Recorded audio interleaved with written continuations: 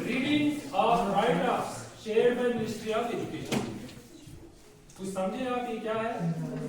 ये G20 के related ही है कि ये जो G20 है इसकी एजुकेशनल इंप्लीकेशंस क्या आ रही है ना?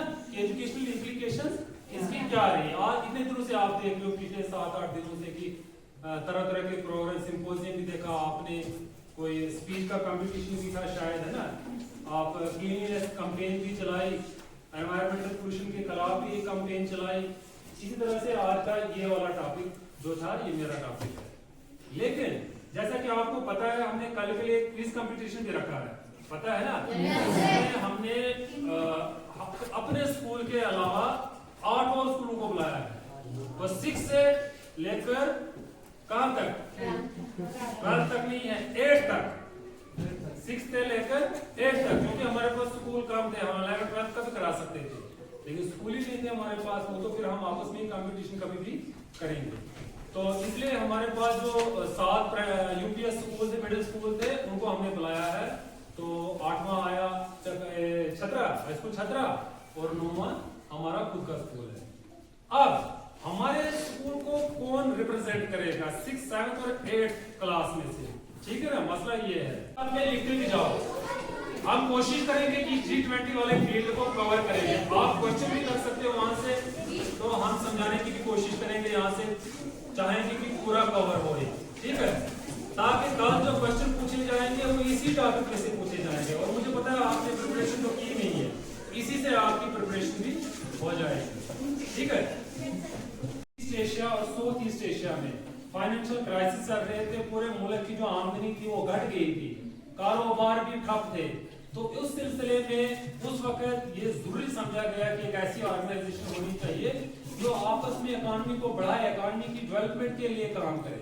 तो उसी वजह से उस वक्त 1999 में ये एक ऐसी फॉर्म बनाई जो इंटरनेशनल ऑर्गेनाइजेशन थी फॉर इकोनॉमिक कोऑपरेशन की, ताकि इकोनॉमी में सब एक दूसरे को कोऑपरेट करें, चाहे वो डेवलप्ड कंट्री है या अंडर डेवलप्ड है या डेवलपिंग है। 3 किस्म की है ना, एक तो डेवलप्ड है जो पहले डेवलप हो चुकी है, दूसरी है अंडर डेवलपिंग, जैसे हमारा इंडिया है अंडर डेवलपिंग, डेवलप हो रहा है, सॉरी डेवलपिंग है, ये डेवलपिंग है, डेवलप हो रहा है। तीसरे किस्म की है अंडर डेवलप्ड, जिन्होंने अभी कुछ नहीं किया, वो अभी सोच ही रहे हैं कि हम क्या करें, वो अंडर डेवलप्ड है, गुर्बत है वहां पर। तो ये सब ने मिलकर एक ऑर्गेनाइजेशन बनाई जिसका नाम G20 रखा गया। और शुरू में इसमें सिर्फ फाइनेंस मिनिस्टर जो होते थे मेंबर कंट्रीज के, और जो गवर्नर्स उस कंट्री के, सेंट्रल बैंक्स के जो गवर्नर, हर एक कंट्री का एक नेशनल बैंक होता है या सेंट्रल बैंक बोलो आप, उसका गवर्नर होता है, हर एक कंट्री में होता है। जैसे आपको भी यहाँ पर पता है हमारा रिजर्व बैंक ऑफ इंडिया जो है वो हमारा सेंट्रल बैंक है।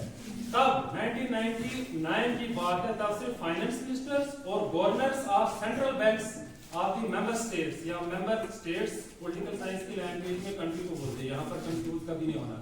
तो मेंबर स्टेट्स के जो गवर्नर होते थे सेंट्रल बैंक्स के, वो ही पार्टिसिपेट करते थे। लेकिन बात आती है 2007 में। 2007 में पूरे वर्ल्ड में मंदी पड़ जाती है, इकोनॉमी ठप हो जाती है। समझा कि अब हमारे पास एक ऐसी ऑर्गेनाइजेशन होनी ही चाहिए कि जिसकी वजह से हमारी इकोनॉमी ना डूबे, पूरा वर्ल्ड जो है वो पूरी मंदी में, रिसेशन में ना चला जाए, ठीक है। तो उस वक्त क्या फैसला हुआ कि उस वक्त हेड ऑफ द स्टेट जो थे वो इसमें शामिल हो गए, ठीक है। तो इसी वजह से फिर पहली जो मीटिंग थी 2008 में हुई थी वाशिंगटन यूएसए, ठीक है। यहाँ तक आपको कंसेप्ट समझ आया कि ये बनी क्यों थी या क्या मसला था, ठीक है। इसके रिलेटेड अगर किसी को अभी भी कंफ्यूजन है तो वो बोल सकता है। जो मजदूर है वो धान वाले के घर में काम करेगा और वहां से वो धान मिलेगा उसको, या तीसरा कोई दर्जी है आपके पड़ोस में, वो आपको कपड़े सी के देगा, आप उसके घर में और कोई उसका जो अखराज देगा वो पूरा करोगे, ठीक है ना। तो इसी हिसाब से आपने क्या बनाई, एक ऑर्गेनाइजेशन बनाई अपने आप को ऊपर उठाने के लिए। यही हिसाब वहां पर भी कंट्रीज का भी होता है। जब फाइनेंशियल क्राइसिस आए या जो रिसेशन आया था उसको दूर करने के लिए हर एक मुल्क के पास कुछ ना कुछ तो अपना होता है। किसी कोई तो एग्रीकल्चर में आगे होता है, कोई इंजीनियरिंग में आगे होता है, कोई साइंस एंड टेक्नोलॉजी में आगे होता है। जब तक वो सारे आपस में लिंक किया जाए या आपस में शेयर किया जाए तब तक डेवलपमेंट मत हो सकती है। तो यही चीजें थी, इन्हीं चीजों को एक कॉमन प्लेटफॉर्म पे लाने के लिए ये एक G20 बनाई गई है। जो ब्रिक्स में, ब्रिक्स का नाम आपने सुना, ये भी एक इंटरनेशनल ऑर्गेनाइजेशन है, जो उसमें है ब्राजील, रशिया, इंडिया, चाइना, है ना, कम से कम इतने तो याद होने चाहिए ना, ब्राजील, रशिया, इंडिया, चाइना, यही तो मेजर कंट्रीज है उसमें ब्रिक्स में, और यही G20 में भी, इसके साथ यूएसए वगैरह भी है, फ्रांस है, यूएसए है, ब्रिटेन है, अर्जेंटीना है, ये भी आपको कम से कम याद करके आना है कल के लिए। और यूरोपियन यूनियन भी है, यूरोपियन यूनियन में 27 कंट्रीज है, अभी कुछ एग्जिट हो रही है उससे, लेकिन अभी तक जहां तक मेरा ख्याल है 27 कंट्रीज उसमें है यूरोपियन यूनियन, ठीक है। अब आता है इसका कि इसका एजेंडा क्या है, सबसे बड़ी बात, इसका एजेंडा क्या है। इसके बहुत सारे एजेंडे हैं, लेकिन एजेंडे इसके ढूंढते ही इकोनॉमी और जीडीपी के रिलेटेड ही है। जैसे अब इसके एजेंडे बोले जाते हैं sustainable development, engineering, agriculture, education, health, anti corruption, ये सारे फील्ड हैं, इन फील्ड के लिए G20 काम करता है, ठीक है। ये इसके एजेंडे हैं, किस चीज के लिए इसने काम करना, क्या अचीव करना है इसने, और इन एजेंडास को अचीव करने के लिए इसने 2 ट्रैक्स बनाए, एक फाइनेंशियल ट्रैक है, दूसरा शेरपा ट्रैक है। हो सकता है इसमें से कल आपको क्वेश्चन पूछा भी जाए, एक शेरपा ट्रैक है, दूसरा फाइनेंशियल ट्रैक है। फाइनेंशियल ट्रैक में आपको पहले बोला, फाइनेंशियल मिनिस्टर या कोई भी उसको गवर्नर आपकी सेंट्रल बैंक का जो गवर्नर होगा वो हेड करेगा, लीड करेगा, लेकिन दूसरा ट्रैक जो होता है वो एक बहुत इंपॉर्टेंट पॉइंट है, शेरपा ट्रैक, ठीक है। और शेरपा ट्रैक को SHE और PA, शेरपा ट्रैक को हमेशा शेरपा ही लीड करते हैं। फाइनेंशियल ट्रैक को finance minister and governor of that particular country he lead करता है, ठीक है। हिमालय की बात आती है, माउंट एवरेस्ट की बात आती है नेपाल में, तो आपने सुना होगा शेरपा। वहां पर शेरपा, वहां पर एक इतनी कम्युनिटी है, उनको कहा जाता है वो हमेशा गाइड का ही काम करते हैं। हिमालय की जो ऊंची ऊंची चोटियां होती हैं, वहां पर जो भी टूरिस्ट बाहर से आते हैं या कोई लोकल भी जाना चाहे तो उनको गाइड की जरूरत पड़ती है। वहां पर ऐसे थोड़ी ना कोई उठा तो चल पड़ा माउंट एवरेस्ट की तरफ, ऐसे नहीं होता, बाज़ाब्ता एक गाइड लेना पड़ता है वहां के लिए। तो जो कम्युनिटी वहां पर गाइड का काम करते हैं उनको शेरपास कहा जाता है। अब मसला है कि G20 में शेरपास कहां से ये लफ्ज है, हालांकि G20 की बात नहीं है। जब आप कभी भी इंटरनेशनल एग्रीमेंट को देखते हो या ट्रेड को देखते हो, कोई भी बिजनेस या डील, इंटरनेशनल डील होती है वो शेरपास के ही द्वारा होती है। जैसे कि मैंने आपको पहले बताया कि नेपाल में जो है शेरपा एक ऐसी कम्युनिटी है जो गाइड का काम करती है, वहीं से इस टर्म को इंटरनेशनल कंसेप्ट में भी लाया गया कि शेरपा जो है वो इंटरनेशनल लेवल पे जब भी कोई एग्रीमेंट होगी वहां पर एक गाइड का काम करेंगे, ठीक है, वहां पर एक गाइड का काम करेंगे। जैसे हमारे प्राइम मिनिस्टर नरेंद्र मोदी जी को जाना है, मिसाल दूंगा मैं आपको, जर्मनी जा रही है, अब जर्मनी के साथ कोई बिजनेस डील होनी है या कोई एग्रीमेंट होनी है, ठीक है ना, तो वो सीधा ही थोड़ी ना जाएंगे, एक दिन की ट्रिप पर तो वहां पर जाएंगे, हमने जहाज खरीदने हैं, हमने कोई तोपे खरीदनी या कोई बुलेट ट्रेन खरीदनी है, तो एक दिन में हो सकता है वहां पर डील होगी, किसी प्राइवेट कंपनी के साथ डील करती है, प्राइवेट कंपनी फिर अपनी जो हुकूमत होगी वहां पर उससे उसको कंसल्ट लेनी पड़ेगी, फिर जाके उसको इजाजत मिलेगी, हाँ ये डील फाइल होगी।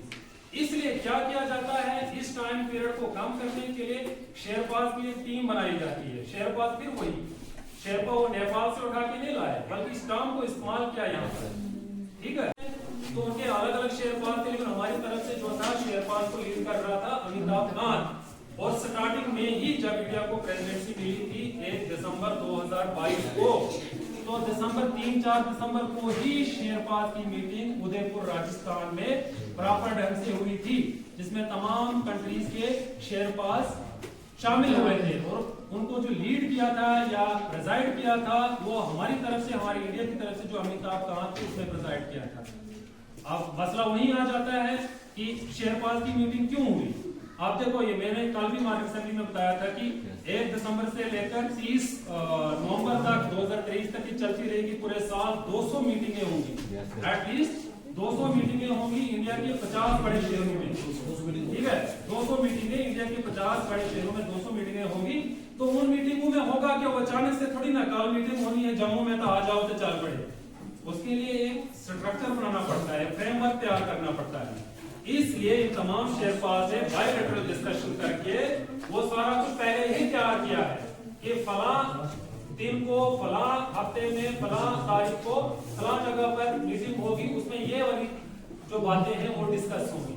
ठीक है, इसी सिलसिले में आप देख रहे हो कि ये जो 22 से 24 मई को ये भी उसी वक्त डिसाइड हुई है। 4 से 7 दिसंबर 2022 में शेरपास ने डिसाइड किया है कि फला तारीख को श्रीनगर में भी मीटिंग होगी।